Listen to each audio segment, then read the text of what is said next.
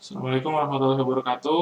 Kembali lagi bersama kami Stasiun Meteorologi Ahmad Yani Semarang. Seperti biasa akan kami sampaikan briefing ataupun guidance tentang cuaca penerbangan untuk flight level 1000 hingga 34.000 feet edisi 20 April 2022. Kita mulai untuk rute Semarang area untuk pada flight level 1000 hingga 10.000 feet, di mana untuk pada ketinggian 10.000 feet, 1000 feet maksud kami, angin cukup bervariasi dengan variasi kecepatan antara 5 hingga 8 knot. Kemudian pada flight level 3000 untuk arahnya juga masih bervariasi dengan kecepatan antara 5 hingga 8 knot.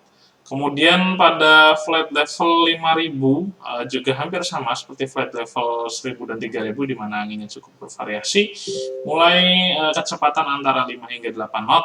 Kemudian pada flight level 10.000 untuk angin sudah cukup seragam, di mana angin secara umum bertiup dari arah barat hingga barat laut dengan variasi kecepatan antara 5 hingga 10 knot.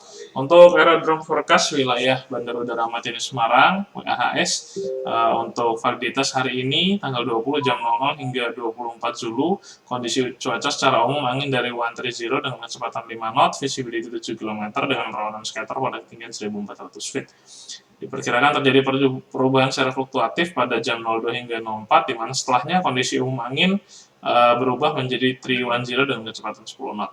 Kemudian diperkirakan kembali terjadi perubahan secara temporal dengan kemungkinan kejadian 40% pada rentang jam 6 hingga jam 10 dulu, di mana pada rentang waktu tersebut kondisi cuaca berubah menjadi visibility 4 km dengan kondisi cuaca slight thunderstorm rain perawanan view CB pada ketinggian 1300 feet. Untuk medium level CQX chart validitas jam 6 UTC, wilayah yang berpotensi terbentuk awan cumulonimbus antara lain di sebagian besar wilayah Sumatera dan Jawa, kemudian juga di sebagian besar wilayah Kalimantan dan juga di sebagian besar wilayah Sulawesi.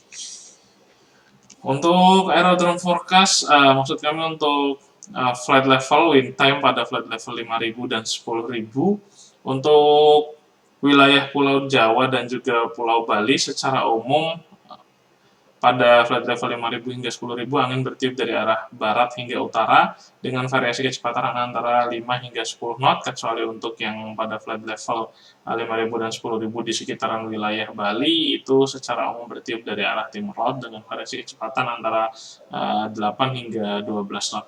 Kemudian untuk wilayah Sumatera, kemudian juga di sekitaran wilayah Kalimantan, untuk yang ada di sisi selatan Kalimantan dan juga di Sumatera, secara umum angin bertiup dari arah barat dengan variasi kecepatan antara 5 hingga 15 knot.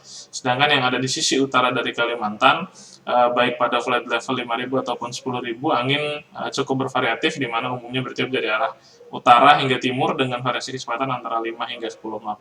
Kemudian untuk wilayah Sulawesi pada flight level 5000 dan 10.000 secara umum angin bertiup dari arah timur hingga tenggara dengan variasi kecepatan antara 5 hingga 10 knot.